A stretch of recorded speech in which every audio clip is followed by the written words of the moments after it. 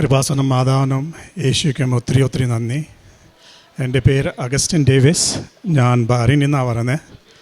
ഞാൻ ആദ്യമായിട്ട് ഉടമ്പടി എടുത്തത് ഓൺലൈനായിരുന്നു. അത് May 1st 2022 പക്ഷേ ഇവിടെ വന്നിട്ട് ഞാൻ ഉടമ്പടി എടുത്തത് 15 July 2023 അത് ഒരു ഫൈനാൻസ് ഇഷ്യൂസ് ആയിരുന്നു ഞാൻ ഇവിടെ വന്നത്. പിന്നെ ഞാൻ കഴിഞ്ഞ വർഷം May 2 ഉടമ്പടി പുതുക്കി. അപ്പോൾ ഞാൻ എൻ്റെ സാക്ഷ്യം പറഞ്ഞിട്ടുണ്ടായിരുന്നു ഇംഗ്ലീഷിൽ. അപ്പോൾ എനിക്ക് കമ്പനിയുടെ ഒരു ഓണർഷിപ്പ് കിട്ടാൻ വേണ്ടിയായിരുന്നു ഞാൻ ഉടമ്പടി പുതുക്കിയത്.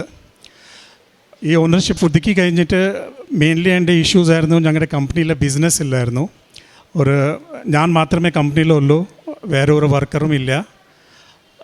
ഞാൻ ഇത് കമ്പനി റൺ ചെയ്യുമ്പോൾ ഓർഡേഴ്സ് വരുന്നുണ്ട്, പക്ഷേ അതിലൊരു പ്രോഫിറ്റ് ഒന്നുമില്ല. കട്ടായിട്ട് പോയിക്കൊണ്ടിരിക്കുക. എനിക്ക് മാത്രം സാലറി കിട്ടുന്നുണ്ട്. ആ സാലറിയും എനിക്ക് 10 വർഷം മുമ്പേ കിട്ടിക്കൊണ്ടിരുന്ന സാലറി ആയിരുന്നു. പക്ഷെ അതിനൊന്നും കുഴപ്പമില്ലായിരുന്നു. ഞാൻ മാതാവിനെ നന്ദി മാത്രമേ പറഞ്ഞിട്ടുള്ളൂ. അപ്പോൾ ഇങ്ങനെ കമ്പനി നടത്തിക്കൊണ്ട് കൊണ്ടുപോകുമ്പോൾ ഒക്ടോബറിൽ ഞാനിവിടെ ജപമാല റാലിയിൽ വരാൻ തീരുമാനിച്ചിട്ടുണ്ടായിരുന്നു, October 26. അപ്പോൾ ഞാൻ October 1st ഞാൻ എൻ്റെ കമ്പനിയുടെ അക്കൗണ്ട്സ് എടുത്ത് നോക്കി, കമ്പനിയുടെ ടേൺ ഓവർ എത്രയാണെന്ന്. അപ്പോൾ സത്യം പറഞ്ഞാൽ കമ്പനിയുടെ ടേൺ ഓവർ 3.5 കോടി ഉണ്ടായിരുന്നു. പക്ഷേ എന്നാലും ചിലവൊക്കെ ചെയ്ത് കഴിഞ്ഞിട്ട് ക്യാഷ് ഫ്ലോ ഒക്കെ മാനേജ് ചെയ്ത് കഴിഞ്ഞിട്ടും പ്രോഫിറ്റ് ഒന്നും ഇല്ലായിരുന്നു. അതൊക്കെ അഗെയിൻ കട്ട് പോയിക്കൊണ്ടിരിക്കുകയായിരുന്നു. അപ്പോൾ ഈ 3.5 കോടിക്ക് ടേൺ ഓവർ കണ്ടപ്പോൾ ഞാൻ മാതാവോട് ഒന്ന് പറഞ്ഞു, മാതാവേ ഇനിയും 2 മാസമുണ്ട്, December 31 അവിടുത്തെ ഫൈനാൻഷ്യൽ ഇയർ എൻഡിങ്. ഞാൻ പറഞ്ഞു, ഈ 2 മാസത്തിൽ എനിക്ക് ഒരു 1.5 കോടിയുടെ ടേൺ ഓവർ ചെയ്ത് കൊടുക്കാൻ പറ്റുമോ? കാരണം അത് ചെയ്യുകയാണെങ്കിൽ എനിക്ക് പ്രോഫിറ്റിലേക്ക് കമ്പനി കൊണ്ടുപോകാൻ പറ്റും. ഞാനത് മാതാവോട് അങ്ങനെ ആഗ്രഹിച്ചു, അങ്ങനെ പറഞ്ഞു. October 22 ഞാൻ അറിയാത്ത ഒരു ക്ലയൻറ്റ് എന്നെ ഫോൺ വിളിച്ചു. അവർ പറഞ്ഞു അവർക്ക് ഒരു പ്രൊഡക്റ്റ് ഒത്തിരി അർജൻറ്റായിട്ടാണ് വേണ്ടിയത്. അപ്പോൾ ഞാനതിൻ്റെ ഡീറ്റെയിൽസൊക്കെ എടുത്തു. October 24 ഈവനിങ് ഫ്ലൈറ്റാണ് ഞാൻ ബുക്ക് ചെയ്തിരിക്കുന്നത് ഇവിടെ നാട്ടിലേക്ക് വരാനായിട്ട്, ജപമാല റാലിയിൽ പാട്ടെടുക്കാനായിട്ട്. അപ്പോൾ പുള്ളിക്കാരൻ October 22 എനിക്ക് കോൾ ചെയ്തു. October 24 രാവിലെ പുള്ളിക്കാരൻ എനിക്ക് സാമ്പിൾ തന്നു. ആ സാമ്പിൾ ഞാൻ അപ്പം തന്നെ യൂറോപ്പിലേക്ക് അയച്ചു. ഞാൻ സെയിം ഡേ ഈവനിങ് ഞാൻ ഫ്ലൈറ്റ് എടുത്ത് ജപമാല റാലിയിൽ വന്നപ്പോൾ മാതാവോട് ഞാൻ സമർപ്പിച്ചു ആ പ്രയർ. പിന്നെ മാതാവോട് സെയിം പ്രയർ ഞാൻ സമർപ്പിച്ചത്, മാതാവെ ടേൺ ഓവർ എങ്ങനെയെങ്കിലും മാതാവ് ഒന്ന് ഹെൽപ്പ് ചെയ്യാൻ എനിക്ക്. ഞാൻ തിരിച്ച് 26 സെയിം രാത്രി ഞാൻ തിരിച്ച് ബഹ്റൈനിലേക്ക് പോയി. ഞാൻ അതിൻ്റെ കൊട്ടേഷനൊക്കെ സബ്മിറ്റ് ചെയ്തു. November 2 ആയപ്പോൾ എനിക്ക് ആ ഓർഡർ അങ്ങ് കിട്ടി. അത് 50 ലക്ഷത്തിൻ്റെ ഓർഡറായിരുന്നു. അത് കിട്ടിയപ്പോൾ ഞാൻ മാതാവിനോട് ഒത്തിരി നന്ദി പറഞ്ഞു. അപ്പോഴും ഞാൻ മാതാവോട് പറഞ്ഞു, അമ്മേ 1 കോടിയുടെ ബാക്കിയുണ്ട്, എന്നാലേ ഈ കമ്പനി എനിക്ക് പ്രോഫിറ്റിലേക്ക് കൊണ്ടുപോകാൻ പറ്റത്തുള്ളൂ. ഞാൻ തന്നെയാണ്, എനിക്ക് ഒരാളുടെ വെക്കാൻ ആഗ്രഹമുണ്ട്. November പകുതി ആയപ്പോൾ ഈ സെയിം പ്രോഡക്റ്റിന് വേണ്ടി പിന്നെയും ഒരു ടെൻഡർ ഇറങ്ങി. ഇത് വേറെ ഒരു ക്ലയൻ്റ് ആയിരുന്നു, ഇതായിരുന്നു ആക്ച്വൽ എൻഡ് യൂസർ. ഈ ടെൻഡർ ഇറങ്ങിയപ്പോൾ തന്നെ ആ ടൈമിൽ തന്നെ ഞങ്ങൾക്കൊരു സർക്കുലർ കിട്ടിയിട്ടുണ്ടായിരുന്നു നമ്മുടെ ബാങ്ക് വേറെ ഒരു വലിയൊരു ബാങ്ക് ടേക്ക് ഓവർ ചെയ്യുകയെന്ന്. അത് December 1 തൊട്ട് അതിൻ്റെ ഓൺലൈൻ പ്രൊസീഡിങ്സും എല്ലാം അങ്ങ് മാറും. ഈ ടെൻഡറും വന്നത് December 1 ഫൈനൽ ഡേറ്റ് ആയിരുന്നു. അപ്പോൾ ഞാൻ ഈ ടെൻഡറിലേക്ക് വർക്ക് ചെയ്തു. November 30 ഒരു സാറ്റർഡേ ആയിരുന്നു. ഞാൻ സാധാരണ എല്ലാം 7 days a week ഞാൻ വർക്കിംഗ് ആണ്. അപ്പം ഞാൻ വിചാരിച്ചു ഓക്കെ December 1 സൺഡേയാണ്, ഞാൻ November 30 സാറ്റർഡേ എൻ്റെ ടെൻഡർ സബ്മിറ്റ് ചെയ്തോളാം, ഇതെല്ലാം ഓൺലൈനാണ്. അപ്പോൾ ഇതിലൊരു ബിഡ് ബോണ്ട് ഉണ്ട്. ആ ബിഡ് ബോണ്ട് നമുക്ക് ഓൺലൈൻ ബാങ്കിങ് വഴിയാണ് ചെയ്യേണ്ടത്. ഞാൻ ഫ്രൈഡേ വന്നപ്പോൾ November 29 ഞാൻ വിചാരിച്ചു ഇന്ന് ഒരു ഡേ ഞാൻ റെസ്റ്റ് എടുക്കാം. കണ്ടിന്യൂസ് വർക്കിംഗ് ചെയ്തിട്ട് ഒത്തിരി ടയർഡായി. പക്ഷെ ഞാൻ റെസ്റ്റ് എടുക്കാൻ നോക്കുമ്പോൾ ആരോ എന്നോട് പറയുന്നുണ്ട്, നീ റെസ്റ്റ് എടുക്കണ്ട, നീ ഓഫീസിലേക്ക് ആ ബിഡ് അങ്ങ് സബ്മിറ്റ് ചെയ്യുക. ഞാൻ ഒത്തിരി ട്രൈ ചെയ്തു കുറച്ച് നേരം റെസ്റ്റ് എടുക്കാൻ വേണ്ടി, പക്ഷെ അത് പറ്റുന്നില്ല എനിക്ക്. ഞാനപ്പോൾ എങ്ങനെയോ ഞാൻ ഓഫീസിൽ പോയി ഞാൻ ആ ടെൻഡർ സബ്മിറ്റ് ചെയ്തു. ഓൺലൈൻ ബിഡ് ബോർഡും ഞാൻ November 29 ഞാൻ സബ്മിറ്റ് ചെയ്തു. ഫുൾ ടെൻഡർ കാര്യങ്ങൾ ഞാൻ November 29 തന്നെ തീർത്തു. പിന്നെ November 30 സാറ്റർഡേ ഞാൻ വെറുതെ വേറൊരു കാര്യത്തിന് വേണ്ടി ഓൺലൈൻ ബാങ്കിങ് ഞാൻ യൂസ് ചെയ്യാൻ പോയി. ഇതെല്ലാം കമ്പനിയുടെ ബാങ്കിങ് ആണ്. അത് ബാങ്കിങ് ഞാൻ ആക്സസ് ചെയ്യാൻ പോയപ്പോൾ വർക്ക് ആവുന്നില്ല എന്ന് പറഞ്ഞു കഴിഞ്ഞാൽ ഇത് അവരുടെ ഹാൻഡ് ഓവർ ഓൾറെഡി November 30 തുടങ്ങി. അപ്പോൾ ഓൺലൈനായിട്ട് ഓരോ ബാങ്കിങ് ആക്ടിവിറ്റീസും നടക്കുന്നില്ല. ഡിസംബർ 1-ാം തീയതിയോ ബാങ്കിലാണെങ്കിൽ ഫുൾ ക്രൗഡ് എല്ലാവരും. കാരണം ആ ബാങ്കിൽ ഇരിക്കുന്ന അക്കൗണ്ട്സ് ഉള്ള ആൾക്കാർമാർ ആരുടെയും ബാങ്കിങ് ഓൺലൈൻ ബാങ്കിങ് വർക്ക് ആവുന്നില്ല. എല്ലാവരും ഡിസംബർ 1-ാം തീയതി ബാങ്കിലേക്ക് എത്തിയിരിക്കുന്നത്. അപ്പോൾ ഇൻ കേസ് ഞാൻ ആ ഡിസംബർ 1-ാം തീയതി ഞാൻ November 30 ബിഡ് സബ്മിറ്റ് ചെയ്യാൻ ഇരുന്നെങ്കിൽ എനിക്ക് ഒരിക്കലും ആ ബിഡ് സബ്മിറ്റ് ചെയ്യാൻ പറ്റത്തില്ലായിരുന്നു. അത് മാതാവ് കാരണമാണ് എനിക്ക് ആ ബിഡ് ടൈമിൽ സബ്മിറ്റ് ചെയ്യാൻ പറഞ്ഞത് ഡിസംബർ 1-ാം തീയതി മുമ്പേ തന്നെ. ദിവസങ്ങളും കഴിഞ്ഞു. ഞാൻ 1 കോടി മൈൻഡിൽ ഇങ്ങനെ പിടിച്ച് നടക്കുക. 1 കോടിയുടെ എനിക്ക് വേണം ടേൺ ഓവറിന് വേണ്ടി. അപ്പം നമുക്ക് എല്ലാവർക്കും അറിയാമല്ലോ ഡിസംബർ 7-ാം തീയതി മാതാവുടെ ദിവസമാണ്. അപ്പം ഞാൻ എന്തോ ചോദിച്ചു, ഞാനൊരു ലോട്ടറി ടിക്കറ്റ് അങ്ങ് വാങ്ങിച്ചു. ഞാൻ പറഞ്ഞു ഈ 1 കോടി കിട്ടാൻ വേണ്ടി വേറൊരു സാധ്യത കാണുന്നില്ല. ഇപ്പോൾ 24 ഡേയ്സ് കൂടെ ഉള്ളൂ, 23 ഡേയ്സ്. ഞാൻ പറഞ്ഞു അതിലൊന്നും നടക്കാൻ പോകുന്നില്ല. ഞാനൊരു ലോട്ടറി ടിക്കറ്റ് അങ്ങ് വാങ്ങിച്ചു. ആ ദിവസം ഞാൻ രാത്രി ഉറങ്ങിയപ്പോൾ പിറ്റേ ദിവസം വെളുപ്പിന് ഡിസംബർ 8 എനിക്കൊരു സ്വപ്നം ഞാൻ കണ്ടു. ഒരു വഴിയുണ്ട്, അത് നേരെ പോകുന്ന ഒരു റൗണ്ട് അബൌട്ടിലേക്കാണ്. ഇത് ഉള്ളൊരു സ്ഥലമാണ് ബഹ്റൈനിൽ. ഞാൻ പോകുമ്പോൾ ഒരു 11 o'clock ഡയറക്ഷനിൽ എനിക്കൊരു സ്ത്രീ നിൽക്കുന്ന കാണാം. ഇത് ഞാൻ ഈ കാണുന്ന സ്വപ്നം ഫുൾ ബ്ലാക്ക് ആൻഡ് വൈറ്റ് ആണ്. അപ്പോൾ എനിക്ക് ശരിക്കും ഇത് ഗ്രേ കളറിലായിട്ട് ഈ ലേഡി നിൽക്കുന്നതായിട്ട് എനിക്ക് കാണുന്നത്. എനിക്ക് തോന്നുന്നുണ്ട് ആ സ്ത്രീക്ക് എന്തോ ഇഷ്യൂസ് ഉണ്ട്. എനിക്ക് പോയിട്ട് ചോദിക്കണം ആ ലേഡിയോട് എന്തെങ്കിലും വിഷമമുണ്ടോ, എന്തെങ്കിലും സഹായം വേണമെന്ന്. ഞാൻ അവിടെ എത്തുന്ന മുമ്പേ തന്നെ ആ ലേഡി വേറൊന്നുമല്ല, എൻ്റെ കൃപാസനം മാതാവായിരുന്നു. മാതാവ് എന്നോട് ചോദിച്ചു, മോനെ നിനക്ക് എന്തെങ്കിലും ജീവിതത്തിൽ നടക്കാനായിട്ട് എന്തെങ്കിലും ഒരു കാര്യമുണ്ടോ? അപ്പം ഞാൻ വലിയ കാര്യത്തിൽ അത് പറഞ്ഞു, മാതാവേ ഇന്നലെ ഒരു ലോട്ടറി ടിക്കറ്റ് വാങ്ങിച്ചിട്ടുണ്ട്, അതൊന്ന് ജയിപ്പിച്ച് തരാൻ പറ്റുമോ? മാതാവ് എന്നോട് പറഞ്ഞു, അത് ഞാൻ തന്നാൽ പോരെ.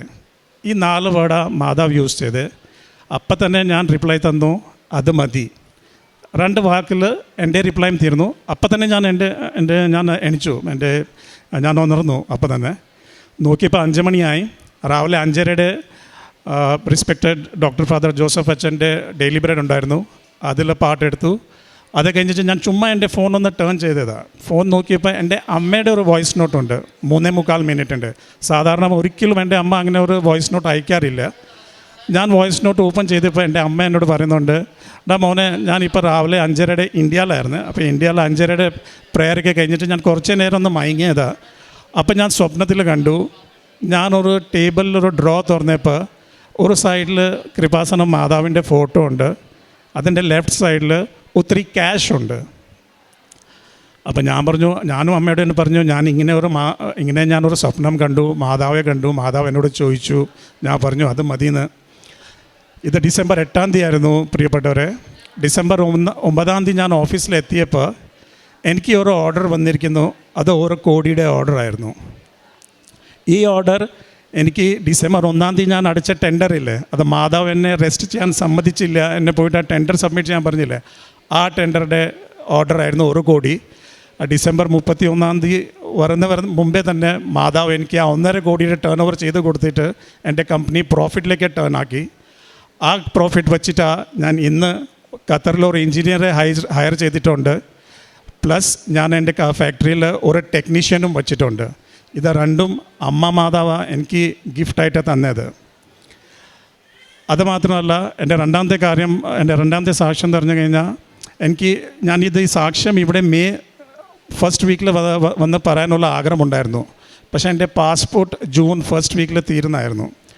അപ്പം ഞാൻ വിചാരിച്ചു, ഇത് ഞാൻ എൻ്റെ പാസ്പോർട്ട് ബഹ്റൈനിൽ തത്കാലം എടുത്തോളാം, അത് 3 ദിവസത്തിൽ പാസ്പോർട്ട് കിട്ടും, കുഴപ്പമൊന്നുമില്ല. മെയ് 2-ാം തീയതി വന്നിട്ട് മാതാവിൻ്റെ ഈ സാക്ഷ്യം ഞാൻ പറഞ്ഞോളാമെന്ന്. പക്ഷേ മെയ് 2-ാം തീയതി ഞാനവിടെ എംബസിയിൽ പോയപ്പോൾ തത്കാലിന് വേണ്ടി അവർ പറഞ്ഞു, ഇത് നടക്കത്തില്ല, കാരണം നിങ്ങളുടെ വൈഫിൻ്റെ പേര് ആഡ് ചെയ്യണം, പ്ലസ് ഫാദറിൻ്റെ പേരിൽ എന്തോ ഒരു ചെറിയൊരു ഡിഫറൻസ് ഉണ്ട്. അപ്പോൾ നിങ്ങൾക്ക് ഇത് നോർമൽ വഴിക്ക് തന്നെ എടുക്കാൻ പറ്റത്തുള്ളൂ, നിങ്ങൾക്ക് ഏജൻസി വഴി ത്രൂ പോകണം.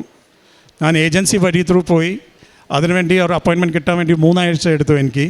ആ 3 ആഴ്ച അപ്പോയിൻമെൻറ്റ് കിട്ടി കഴിഞ്ഞിട്ടും ഏജൻസിയുടെ അടുത്ത് ചെന്നപ്പോൾ അവർ പറഞ്ഞു, അല്ല നിങ്ങൾക്ക് ഇത് എംബസിയിൽ തിരിച്ചു പോയിട്ട് വീണ്ടും കറക്ഷൻ ചെയ്ത് എടുക്കണം. കുറേ കോംപ്ലിക്കേഷൻസ് ഉണ്ടായിരുന്നു. ഞാൻ അവിടെ അപ്പം തന്നെ മാതാവിൻ്റെ ഉടമ്പടി ഉപ്പ് ആ കൗണ്ടറിൻ്റെ അവിടെ ഞാൻ സ്പ്രിങ്കിൾ ചെയ്തു. ഞാൻ മാതാവോട് പ്രാർത്ഥിച്ചു, മാതാവേ ഈ ആപ്ലിക്കേഷൻ ഒന്ന് അക്സെപ്റ്റ് ആയാൽ മതി, അക്സെപ്റ്റ് ആയാലും ഞാൻ ഇതിനു വേണ്ടി ഞാൻ സാക്ഷ്യം പറഞ്ഞോളാമേ. ആ അവസാനം വന്നിട്ട് അവർ എംബസിയിൽ ചെക്ക് ചെയ്തു. അവർ ചോദിച്ചു, ഇയാൾ എംബസിയിൽ വന്നിട്ടുണ്ടായിരുന്നോ? അവർ പറഞ്ഞു, യെസ് അവർ വന്നിട്ടുണ്ടായിരുന്നു, അവരുടെ പേപ്പർ വർക്ക് പ്രൊസീഡ് ചെയ്തോളൂ. അപ്പോൾ അങ്ങനെ എൻ്റെ പാസ്പോർട്ടിൻ്റെ കാര്യം ആപ്ലിക്കേഷൻ അക്സെപ്റ്റായി, പേപ്പർ വർക്ക് പ്രോസസ്സായി. അവിടുന്ന് ഞാൻ ഇറങ്ങിയിട്ട് വണ്ടി ഓടിച്ച് ഞാൻ തിരിച്ച് ഓഫീസിലേക്ക് പോയിക്കൊണ്ടിരിക്കുക. അപ്പം ഞാൻ ഫോൺ വിളിച്ചിട്ട് എൻ്റെ അമ്മയോട് പറയാം, അമ്മ എങ്ങനെ ഞാൻ പാസ്പോർട്ടിന് വേണ്ടി പോയി, കുറേ പ്രോബ്ലംസ് ഉണ്ടായിരുന്നു, പക്ഷേ കൃപാസനം മാതാവ് അവിടെ ഉണ്ടായിരുന്നു. ഞാൻ മാതാവിൻ്റെ ഉപ്പ് വെതറി എനിക്ക് അവിടെ ആപ്ലിക്കേഷൻ സബ്മിറ്റായി. ഞാനിങ്ങനെ വണ്ടി ഓടിച്ചുകൊണ്ട് പോകുമ്പോൾ ഞാൻ എൻ്റെ കമ്പനിയുടെ ആ കമ്പൗണ്ടല്ല, ആ ഏരിയയുടെ ഉള്ളിൽ അങ്ങ് എൻ്റർ ചെയ്തപ്പോൾ ആദ്യത്തെ ഒരു ട്രാഫിക് ലൈറ്റ് ഉണ്ട്. ആ ട്രാഫിക് ലൈറ്റ് ഞാൻ ഇതുവരെ ഒരിക്കലും ഞാൻ ബ്രേക്ക് ചെയ്തിട്ടില്ല. ഞാൻ മറ്റവരെ കണ്ടിട്ടുണ്ട്, വണ്ടി അവർ റെഡ് ലൈറ്റ് ആയാലും ചാടി പോകുന്നുണ്ട്. പക്ഷേ ആ ദിവസം ഞാൻ എൻ്റെ അമ്മയുടെ കൂടെ സംസാരിച്ചുകൊണ്ടിരിക്കുമ്പോൾ ബൈ മിസ്റ്റേക്ക് ഈ റെഡ് ലൈറ്റ് ഞാൻ ജമ്പ് ചെയ്തപ്പോൾ ഞാൻ നോക്കിയപ്പോൾ ലെഫ്റ്റ് സൈഡിൽ നിന്ന് 2 വണ്ടി വരുന്നുണ്ടായിരുന്നു. ആ വണ്ടി അപ്പം തന്നെ ഹോൺ അടിച്ചു. ഞാൻ റൈറ്റ് സൈഡിലേക്ക് നോക്കിയപ്പോൾ ഈ 2 വണ്ടിയെ ശരിക്കും എനിക്ക് കാണാം. ഞാനും ഹോൺ അടിച്ചു. ഞാൻ വിചാരിച്ചു അവർ ആ മിസ്റ്റേക്ക് അടിച്ച്, പക്ഷേ തെറ്റുകാരൻ ഞാനായിരുന്നു. അവിടെ എൻ്റെ മാതാവ് എന്നെ സംരക്ഷിച്ചു. മാതാവ് എൻ്റെ കൂടെയുണ്ട്. ഞാൻ എന്ത് കാര്യത്തിന് വേണ്ടെങ്കിലും മാതാവിൻ്റെ അടുത്ത് ചോദിച്ചു കഴിഞ്ഞാൽ എനിക്ക് ഉത്തരം കിട്ടുന്നുണ്ട്. ഞാൻ ഈ പാസ്പോർട്ട് കിട്ടി കഴിഞ്ഞിട്ടും ഞാൻ ജൂലൈ 1st വീക്കിൽ ഇവിടെ വരാനായിട്ട് ഇരുന്നതാണ്. പക്ഷേ 1st വീക്കിലും എനിക്ക് ഒത്തിരി ജോലി തിരക്കായിപ്പോയി, എനിക്ക് വരാൻ പറ്റിയില്ല. ഞാൻ മാതാവിൻ്റെ അടുത്ത് ചോദിച്ചു, മാതാവേ എനിക്കൊരു ഡേറ്റ് കാണിച്ചു കൊടുക്കുക, ഞാൻ എപ്പോൾ വരാൻ പറ്റും എനിക്ക് ഇത് ഉടമ്പടി പുതുക്കാനും സാക്ഷ്യം പറയാനും. മാതാവ് എനിക്ക് 31 കാണിച്ചു. അപ്പം ഞാൻ വിചാരിച്ചു ഇത് ജൂലൈ 31 ജൂലൈ 31 എന്ന് പറഞ്ഞു കഴിഞ്ഞാൽ ഞാനൊരു ജൂലൈ 29 ആയപ്പോഴത്തേക്ക് ഞാൻ എൻ്റെ ടിക്കറ്റ് ബുക്ക് ചെയ്തു. എനിക്ക് ഡയറക്റ്റ് ഫ്ലൈറ്റ് കിട്ടിയില്ല ഗൾഫ് എയറിൽ നിന്ന്. ഞാൻ വയ എമിറേറ്റ്സ് ടിക്കറ്റ് ബുക്ക് ചെയ്തു, പേയ്മെൻറ്റിൻ്റെ ഡീറ്റെയിൽസൊക്കെ ഫിൽ ചെയ്തു. ഞാനത് ഓക്കെ പറയാൻ വന്നപ്പോൾ എനിക്ക് എന്തോ മനസ്സ് പറയുന്നുണ്ട് ബുക്ക് ചെയ്യേണ്ടെന്ന ടിക്കറ്റ്. ഞാൻ അപ്പം തന്നെ അത് വിഡ്രോ ചെയ്തു. ജൂലൈ 31 എനിക്കാണെങ്കിൽ എൻ്റെ ക്ലയൻറ്റിൻ്റെ ഒരു കംപ്ലയിൻറ്റ് വന്നിട്ടുണ്ടായിരുന്നു ഉച്ചയ്ക്ക്. ഞാൻ അയച്ച പ്രോഡക്റ്റ് ഒന്നും ഫിറ്റ് ആവുന്നില്ല, അതെല്ലാം പ്രോബ്ലം ആയിക്കൊണ്ടിരിക്കുക, അത് റിജക്റ്റ് ആയിക്കൊണ്ടിരിക്കുക, നിങ്ങൾ ഇപ്പം തന്നെ സൈറ്റിൽ വരണം. ഞാൻ 31 ഇവിടെ കയറി വന്നെങ്കിൽ എനിക്കത് അറ്റൻഡ് ചെയ്യാൻ പറ്റത്തില്ലായിരുന്നു. മാതാവിന് അത് അറിയുന്നുണ്ടായിരുന്നു. അതുകൊണ്ടാണ് മാതാവ് പറഞ്ഞത് നീ ആ ടിക്കറ്റ് ബുക്ക് ചെയ്യണ്ട. അത് ഞാൻ എങ്ങനെയോ അത് സോൾവ് ചെയ്തു ലാസ്റ്റ് മന്ത്. പക്ഷേ 31 മാതാവ് കാണിച്ച ഡേറ്റ് വളരെ ശരിയായിരുന്നു. കാരണം ഓഗസ്റ്റ് 30 ഞാനിവിടെ എത്തി. ഓഗസ്റ്റ് 31 ആയിരുന്നു ഞാൻ എൻ്റെ 2ാമത്തെ ഉടമ്പടി പുതുക്കിയത്. ആ ദിവസം ഞാൻ എൻ്റെ നിയോഗം പുതുക്കുമ്പോൾ നമ്മൾ നിയോഗം വെക്കത്തില്ല, നിയോഗം ഇട്ടിട്ട് ഞാൻ മാതാവിൻ്റെ കയ്യിൽ തൊട്ടപ്പോൾ എൻ്റെ വായന്ന് അങ്ങ് ഇറങ്ങിപ്പോയി, മാതാവേ ഞാൻ അടുത്ത ആഴ്ച വന്നിട്ട് സാക്ഷ്യം പറഞ്ഞോളാമേ. സാധാരണ നമ്മൾ ഉടമ്പടി പുതുക്കി കഴിഞ്ഞാൽ പുറത്തുനിന്ന് വന്നു കഴിഞ്ഞാൽ നമ്മൾ പുതുക്കുക, അപ്പം തന്നെ നമ്മൾ സാക്ഷ്യം പറയാം. പക്ഷേ ഇതെനിക്കറിയില്ല എന്തോ സംഭവിച്ചു. അങ്ങനെ മാതാവിടെ അടുത്ത് കയ്യിലങ്ങ് തൊട്ടപ്പോൾ ഞാൻ ഇങ്ങനെ അങ്ങ് പറഞ്ഞു പോയി, അടുത്ത ആഴ്ച വന്നിട്ട് ഞാൻ സാക്ഷ്യം പറഞ്ഞോളാം. അത് ഞാൻ കഴിഞ്ഞ ഈ 2 ദിവസം മുമ്പേ വീക്കെൻഡിൽ വന്നിട്ട് സാക്ഷ്യം പറയാനാണ് പോയത്. അപ്പോൾ തന്നെ ഞാൻ നോക്കിയപ്പോൾ മാതാവിൻ്റെ വളരെ ഓസ്പീഷ്യസ് ഡേറ്റ് ഇന്നത്തെ സെപ്റ്റംബർ 8 ഞാൻ വിളിച്ചു. ഇത്രയും 3 വർഷമായിട്ട് ഞാൻ മാതാവിൻ്റെ അടുത്ത് എന്നും എൻ്റെ ബർത്ത്ഡേ ആയാലും ശരി, മാതാവിൻ്റെ ബർത്ത്ഡേ, ഈശോയുടെ ബർത്ത്ഡേ ആയാലും ശരി, ഞാൻ എപ്പോഴും ഇങ്ങോട്ട് കാര്യങ്ങളൊക്കെ ചോദിച്ച് വാങ്ങിച്ചുകൊണ്ടിരിക്കുകയായിരുന്നു. അപ്പോൾ മാതാവിൻ്റെ ബർത്ത്ഡേയുടെ ദിവസം എനിക്ക് ചെറിയൊരു ഗിഫ്റ്റ്, ഒരു സാക്ഷ്യമായി തരാൻ പറ്റുവാണെങ്കിൽ എനിക്ക് വളരെ സന്തോഷമായിരുന്നു. അത് ഞാൻ ഇന്ന് ചെയ്തപ്പോൾ എനിക്ക് വളരെ സന്തോഷമുണ്ട്. ആത്മീയമായ ജീവിതത്തിൽ എനിക്ക് പറഞ്ഞു കഴിഞ്ഞാൽ കുറേ ഡിഫറൻസ് വന്നിട്ടുണ്ട് ഈ 3 വർഷത്തിൽ ഉടമ്പടി എടുത്ത് കഴിഞ്ഞിട്ട്. ആദ്യം എൻ്റെ ജീവിതത്തിൽ എൻ്റെ ഫസ്റ്റ് പ്രിഫറൻസ് പ്രയോറിറ്റി എൻ്റെ ഫ്രണ്ടായിരുന്നു, സൺഡ. 2ാമത്തെ എൻ്റെ ഫാമിലി, 3ാമത്തെ സ്ഥാനം ദൈവത്തിനുണ്ടായിരുന്നു. അത് വളരെ തെറ്റായിരുന്നു. അത് ഞാൻ വളരെ വൈകി അറിഞ്ഞത്. ഉടമ്പടി എടുത്ത് കഴിഞ്ഞിട്ടാണ് ഞാൻ അറിഞ്ഞത്. കാരണം നമ്പർ 1 സ്പോട്ടിൽ ഞാൻ എൻ്റെ ഒരു ഫ്രണ്ടെന്ന് വെച്ചിട്ടുണ്ടായിരുന്നു. ആ ഫ്രണ്ട് തന്നെ എന്നെ ചതിച്ചു. അവൻ്റെ സാക്ഷ്യം ഞാൻ എൻ്റെ കഴിഞ്ഞ പ്രാവശ്യം ഇംഗ്ലീഷ് സാക്ഷ്യത്തിൽ പറഞ്ഞിട്ടുണ്ട്. അത് കഴിഞ്ഞിട്ട് ഞാൻ ദൈവത്തിനും എൻ്റെ കൃപാസനം മാതാവിനെയും ആദ്യം നമ്പർ 1 പ്രയോറിറ്റി ആയിട്ടാണ് വച്ചിരിക്കുന്നത്. അത് കഴിഞ്ഞിട്ടാണ് എൻ്റെ ഫാമിലി, അത് കഴിഞ്ഞിട്ടാണ് എൻ്റെ ഫ്രണ്ട്സ്, റിലേറ്റീവ്സ് ഉള്ളൂ. ഞാൻ ബഹ്റിനിൽ നിന്ന് നാട്ടിലേക്ക് വന്നാലും ഞാൻ എൻ്റെ ഫാമിലിയെ കാണത്തില്ല. ഞാൻ വന്നിട്ട് ആദ്യം കൃപാസനത്തിൽ വന്നിട്ട് ഞാൻ നേരെ പോവാം. ഇന്നും ഞാൻ സാക്ഷ്യം പറയാനായിട്ട് ഞാൻ ഇന്ന് രാവിലെ എത്തിയേ ഉള്ളൂ. ഇന്ന് രാത്രി 12 മണിക്ക് ഞാൻ വീണ്ടും ഇറങ്ങും എയർപോർട്ടിലേക്ക്, ബഹ്റിനിലേക്ക് പോകാനായിട്ട്. ഫാമിലിയെ കാണുന്നില്ല, കാരണം ഫാമിലിയെ ഞാൻ മറ്റൊരു ദിവസം വന്നിട്ട് കണ്ടോളാണ്. പിന്നെ എൻ്റെ ആക്ട്സ് ഓഫ് മെർസിയിൽ സത്യം പറഞ്ഞു കഴിഞ്ഞാൽ ഞാൻ ഉടമ്പടി എടുത്ത കാലം മുതൽ 2022 ഓൺലൈൻ എടുത്ത് കഴിഞ്ഞ മുതൽ ഞാൻ രോഗികളെ കാണുകയോ കാരുണ്യ പ്രവൃത്തി ചെയ്യോ പ്രേക്ഷ പ്രവൃത്തി ചെയ്യോ അത് ഞാൻ ഒരിക്കലും മുടക്കമായിട്ട് അങ്ങനെ വച്ചിട്ടില്ല. അത് കണ്ടിന്യൂസ് ഒരു ഫ്ലോ, അതെൻ്റെ ഒരു ലൈഫ് സ്റ്റൈലായി മാറിയിരിക്കുക. അത് 90 ദിവസത്തെ ഉടമ്പടിയല്ല, അത് എൻ്റെ ഒരു ജീവിതകാലം നടക്കാൻ പോകുന്ന ഒരു കണ്ടിന്യൂസ് അസോസിയേഷൻ ആയിരിക്കും. അത് മാതാവ് എനിക്ക് തന്ന ഒരു റിയൽ ഗൈഡൻസാണ്. ഞാനത് എൻ്റെ മരണം വരെ ഞാനത് കൊണ്ട് നടക്കാൻ ആഗ്രഹിക്കുന്നു. അവസാനമായിട്ട് എനിക്ക് ഇത്ര മാത്രം പറയാനുള്ളൂ. എനിക്കും എൻ്റെയും കുടുംബത്തിൻ്റെയും അമ്മയും ഈശോൻ്റെയും നാമത്തിന് മഹത്വപ്പെടുത്താനും അങ്ങയുടെ സാന്നിധ്യത്തിൽ ജീവിക്കാനുള്ള യോഗ്യത, അനുവാദം, അനുഗ്രഹം തരണമേ, അഭിഷേകം തരണമേ. ഇത്രയും ആഗ്രഹം നാം പ്രകടിപ്പിച്ച് ഞാൻ പ്രാർത്ഥിച്ച് എൻ്റെ സാക്ഷ്യം അവസാനിക്കുന്നു. Thank you. ആമേൻ. പുറപ്പാടിൻ്റെ പുസ്തകത്തിൽ നിന്ന് അധ്യായം 33 17 തിരുവചനം. കർത്താവ് മോശയോട് പറഞ്ഞു, നീ ആവശ്യപ്പെട്ട ഈ കാര്യവും ഞാൻ ചെയ്യും. എന്തെന്നാൽ നീ എൻ്റെ പ്രീതി നേടിയിരിക്കുന്നു. നിന്നെ എനിക്ക് നന്നായി അറിയാം. ദൈവം നമ്മെ പരിശോധിച്ചറിഞ്ഞ ഓരോ നിമിഷങ്ങളിലും നമുക്ക് നൽകുന്നൊരു വലിയ വാഗ്ദാനമാണ്, ഒരു വലിയ ഗിഫ്റ്റാണത്. എനിക്ക് നിന്നെ നന്നായി അറിയാം. നീ ചോദിച്ച ഈ കാര്യവും ഞാൻ നിനക്ക് നേടിത്തരും, നിനക്ക് പ്രാപിച്ചു തരും. പരിശുദ്ധ അമ്മ നമുക്ക് വേണ്ടി മാധ്യസ്ഥം വഹിക്കുമ്പോഴെല്ലാം നമ്മുടെ എല്ലാ കാര്യങ്ങളും നടന്നു കിട്ടും എന്നുള്ളത് ഉറപ്പാണ്. പക്ഷേ നാം ഈശോയോട് എന്തുമാത്രം അടുത്തിരിക്കുന്നു എന്നുള്ളതാണ് ഒരു ക്രോസ് ക്വസ്റ്റ്യൻ. നമുക്ക് തന്നെ നമ്മുടെ തന്നെ വിശ്വസ്തതയെ മാറ്റുരച്ച് നോക്കുന്ന ഒരു വലിയ സംഗതിയാണത്. അഗസ്റ്റിൻ ബഹ്റിനിൽ നിന്നാണ് ഈ സാക്ഷ്യം പറയാൻ വേണ്ടി മാത്രം പരിശുദ്ധ അമ്മ കൊടുത്ത ഗിഫ്റ്റ്, ബർത്ത്ഡേ ഗിഫ്റ്റ് ഏറ്റുവാങ്ങിക്കൊണ്ട് ഇവിടേക്ക് പരിശുദ്ധ അമ്മയ്ക്ക് ഒരു വലിയ പൂച്ചെണ്ട് അർപ്പിക്കാനായിട്ട് അദ്ദേഹം ഇവിടെ എത്തിയത്. ഇത് അദ്ദേഹത്തിൻ്റെ 2ാമത്തെ സാക്ഷ്യമാണ്. ബിസിനസ് ലോസ് വന്നപ്പോൾ അദ്ദേഹം കോടികളുടെ നഷ്ടം വന്നാലും ദൈവം എന്നെ കൈവിടില്ല എന്നുള്ളൊരു വലിയ ജീവിതഭാരത്തെ ലഘൂകരിച്ച് കൊടുത്ത പരിശുദ്ധ അമ്മയുടെ മാധ്യസ്ഥത്തിൻ്റെ ഒരു വലിയ സാക്ഷ്യമാണിത്. എന്തു തന്നെയായാലും ചിലരെല്ലാം ഇവിടെ വന്ന് പറയാറുണ്ട് പരിശുദ്ധ അമ്മ ഒരു ഭാഗ്യദേവതയാണെന്ന്. പരിശുദ്ധ അമ്മ ഒരിക്കലുമല്ല. പരിശുദ്ധ അമ്മ നമ്മുടെ സഹരക്ഷകയാണ്. ഈശോയോടൊപ്പം സഹിച്ച പരിശുദ്ധ അമ്മയാണ്. നമുക്ക് രക്ഷ നൽകുന്ന ഒരു രക്ഷകയാണ്. ഈശോയോട് ചേർന്ന് നിന്ന് ഈശോയോളം സഹിച്ചിട്ടുള്ള, ഈശോയെ അത്രമാത്രം സ്നേഹിച്ചിട്ടുള്ള ഒരമ്മയാണ്. അതുകൊണ്ട് പരിശുദ്ധ അമ്മ നാം ചോദിക്കുന്നതെല്ലാം, നമ്മുടെ ആവശ്യങ്ങൾ നമ്മേക്കാൾ കൂടുതൽ അറിയാം. അദ്ദേഹത്തിൻ്റെ ഒരു ഭാഗ്യപരീക്ഷണമെന്നോണം എടുത്ത ഒരു ലോട്ടറി ടിക്കറ്റ് പരിശുദ്ധ അമ്മ പറയായിരുന്നു, നീ ഒരു സ്വപ്നത്തിലൂടെ അദ്ദേഹത്തിന് വെളിപ്പെടുത്തി, നീ ഭാഗ്യം പരീക്ഷിക്കേണ്ട, ആ പൈസ ഞാൻ തന്നെ നിനക്ക് ശരിയാക്കി തരാമെന്നുള്ളൊരു സ്വപ്ന ദർശനം കൂടി ഇദ്ദേഹത്തിനുണ്ടായി. ഉടമ്പടിയിലായിരിക്കുന്നവർക്ക് ദർശനത്തിലൂടെയും സ്വപ്നത്തിലൂടെയും നൽകുന്ന ഒരു വലിയ ഭാഗ്യമാണത്. പരിശുദ്ധ അമ്മ നമ്മോട് കൂടെ സഞ്ചരിക്കുന്നു എന്നുള്ളതിൻ്റെ ഒരു വലിയ തെളിവാണിത്. അദ്ദേഹത്തിന് പാസ്പോർട്ട് ഇഷ്യൂ വന്നപ്പോഴെല്ലാം അത് കൃത്യസമയത്ത് അത് ആപ്ലിക്കേഷൻ കൺഫേമായി കൊടുക്കാനൊക്കെ അദ്ദേഹത്തിന് സാധിച്ചത് പരിശുദ്ധ അമ്മയുടെ വലിയൊരു ഇടപെടലാണെന്ന് നമുക്ക് മനസ്സിലാക്കാം. അദ്ദേഹത്തിന് ഏറ്റുപറയാനുള്ളത് ഇതാണ്, എൻ്റെ ഫസ്റ്റ് പ്ലേസ് എൻ്റെ ജീവിതത്തിൽ ഈശോ ആണ്. ഞാൻ കഴിഞ്ഞുപോയ ജീവിതത്തിൽ എനിക്ക് ആദ്യം ഫ്രണ്ട്സ്, പിന്നെ ഫാമിലി, പിന്നെയായിരുന്നു ഗോഡ്. പക്ഷേ ഇന്ന് ദൈവത്തിന് പ്രഥമ സ്ഥാനം കൊടുത്തപ്പോഴുണ്ടായ ഒരു വലിയ ജീവിതത്തിൻ്റെ ചേഞ്ച് അദ്ദേഹം നമ്മോട് ഏറ്റുപറയുകയായിരുന്നു. ഉടമ്പടിയിലേക്ക് വരുമ്പോൾ നമ്മുടെ ജീവിതത്തിൻ്റെ ക്രമങ്ങൾ വളരെയധികം വ്യത്യാസം വരുന്നത് നമുക്ക് മനസ്സിലാകാം. നമുക്കൊരു വളരെ ഡിസിപ്ലിൻഡായ ഒരു ലൈഫ് ഈശോ നമുക്ക് പ്രദാനം ചെയ്യുന്നു. പരിശുദ്ധ അമ്മ നമ്മുടെ എല്ലാ കാര്യങ്ങളും ഈശോയെ ഏൽപ്പിച്ചുകൊണ്ടിരിക്കുന്നു. നമുക്ക് ഈശോയ്ക്കും പരിശുദ്ധ അമ്മയ്ക്കും നന്ദി പറയാം. വിദേശത്തായിരിക്കുന്ന എല്ലാ മക്കളെയും, അതുപോലെ തന്നെ പ്രവാസികളായി കഴിയുന്ന മക്കൾക്കുണ്ടാകുന്ന ജീവിത പ്രശ്നങ്ങളെയും, ആരോരുമില്ലാതെ വിഷമിക്കുന്ന ഘട്ടങ്ങളെയെല്ലാം നമുക്ക് സമർപ്പിച്ച് പ്രാർത്ഥിച്ചുകൊണ്ട് ഈശോയ്ക്കും പരിശുദ്ധ അമ്മയ്ക്കും നല്ലൊരു കൈയടി നൽകി സാക്ഷി നമുക്ക് സമർപ്പിക്കാം. അത്യപൂർവ ദൈവാനുഭവങ്ങൾ ഇനി നിങ്ങൾക്കും സ്വന്തം.